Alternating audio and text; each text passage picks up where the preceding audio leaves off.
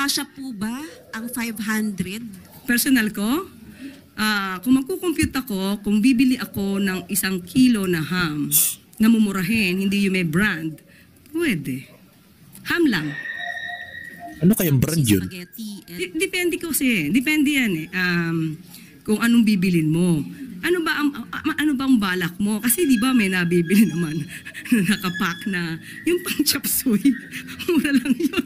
Tapos bumili ka ng Natatawa bihon. siya sa katarantaduan yan. Pero ma'am, tama po ba na dapat pagkasyahin yung 500, lalo na po ngayon na nakaranas po ang bansa ng kalamidad? Ulit-ulit, kung dapat pagkasyahin. Pagkasyahin yung 500 na pang Noche Buena, lalo na nakaranas ang... At ito ba yung kwentuhan na lang tayo? Depende, kasi kung yun lang naman ang kaya ko.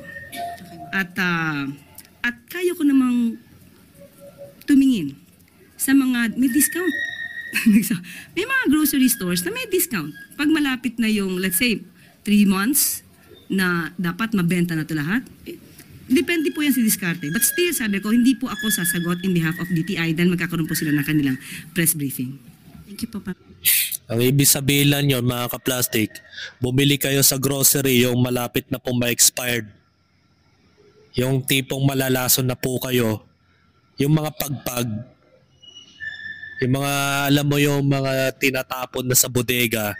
Yung mga binibenta na mga tao sa labas. Alam mo yun?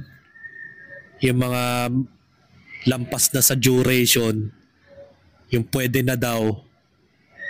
Yung sa halagang binibenta na 50 pesos na dilata na ham daw kuno. Yun na lang daw, pagtiyagaan nyo na lang mga ka-plastic.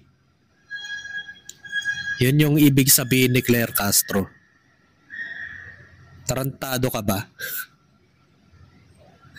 Di ba, isipin mo yun, ginagawa tayong dayukdok, ginagawa tayong walang kwentang nilalang na ang bibilin daw na lang natin ay yung mga panis o yung mga expired na delata, processed food para lang mapagkasya yung 500.